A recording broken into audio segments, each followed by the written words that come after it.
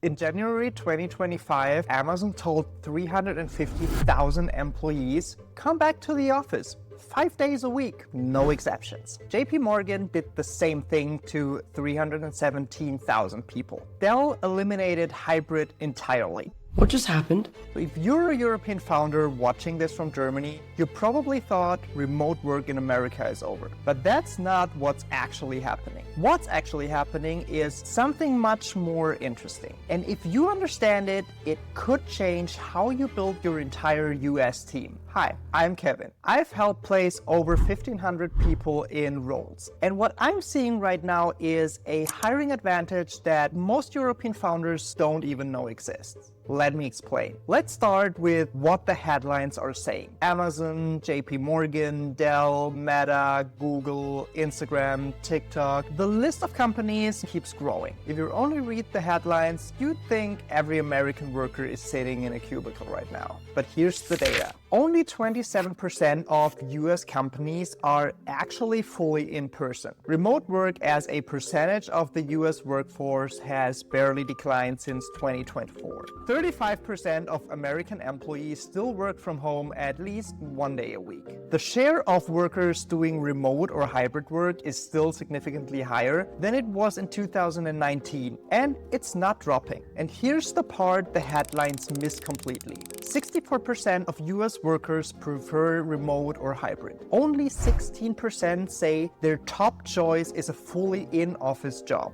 And 46%, nearly half, would look for a new job if their employer took away their flexibility. So what you have is a disconnect. The biggest companies are saying, get back to the office, and the workforce is saying, I'd rather quit. That tension is where the opportunity lives. 8 in 10 companies with strict return to office mandates have admitted they've lost talent because of it. Not just any talent. Senior engineers, product leaders, sales directors. Companies with full return to office had 13% higher turnover than companies that offered flexibility. It was disproportionately their best people leaving, because the best people have options. Paramount offered voluntary severance to everyone who didn't want to come back. 600 employees took it. The cost? $185 million. At Dell, almost 50% of the workforce choose to stay remote and accept career restrictions rather than return to the office. Half of the company said, I'd rather cap my career than commute 5 days a week. Think about what that means if you're a European startup entering the US market. Right now, there are thousands of experienced, highly skilled professionals in the US who are either actively job hunting or quietly open to something new.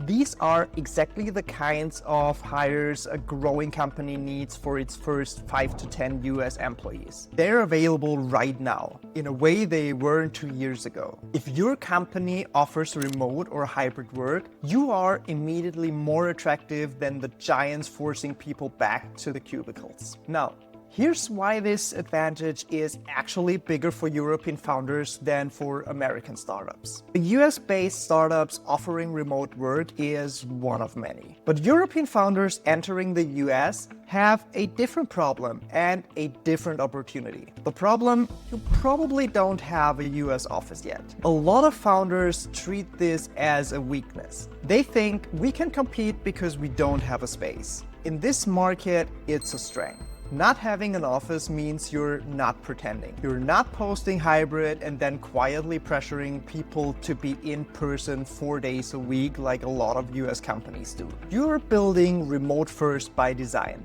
And candidates can feel that difference, especially the ones who just left a Fortune 500 company because they were told their flexibility was over. The other advantage, salary. US salaries run 50 to 100% higher than European equivalents for similar roles. That's real. But if you're hiring remote, your talent pool isn't limited to San Francisco or New York. You can hire great people in Austin, Denver, places where your salary budget goes dramatically further. Remote doesn't just help you compete for talent, it helps you afford the talent. Now, there are real trade-offs, and if you don't plan for them, they'll cost you. Trade-off number 1, multi-state compliance from day one. If your first 3 US hires are in Texas, California, California, and New York, congratulations! You now have obligations in 3 different states: payroll tax registration, state income tax withholding, unemployment insurance, workers' compensation. Each state has its own rules. This is, however, manageable. American startups do it every day. But you need to know this is coming before you post the job,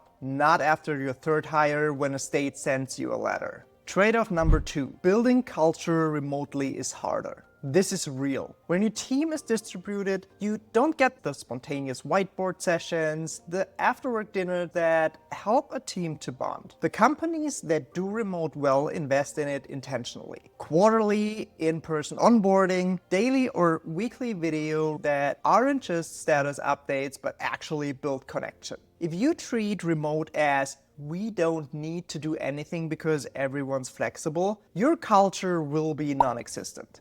And your best people will leave for somewhere what feels like team. Trade-off number 3, time zones. If your headquarters is in Berlin and your first hires are in California, you have a 9-hour time zone gap. That's not impossible, but it shapes how you work. You need to decide. Will there be core overlap hours? Will meetings happen early for Germany or late for California? Founders who think through time zones before they hire save themselves months of friction.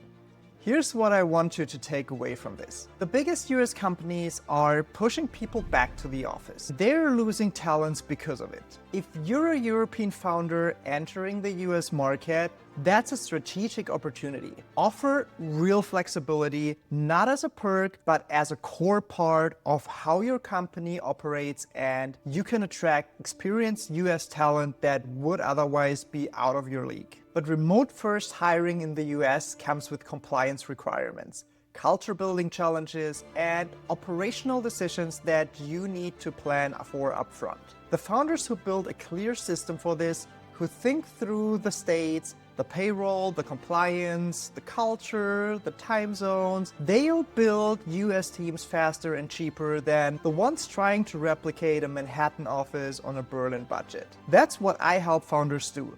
Build the system first, then move. If you're a European founder thinking about your first US hire, drop a comment or reach out. I'd love to hear what's holding you back. And if you found this useful, subscribe. I'm going to keep breaking down the real decisions behind US expansion, not the theory, but what actually works when you're on the ground. Thanks for watching. I'll see you in the next one.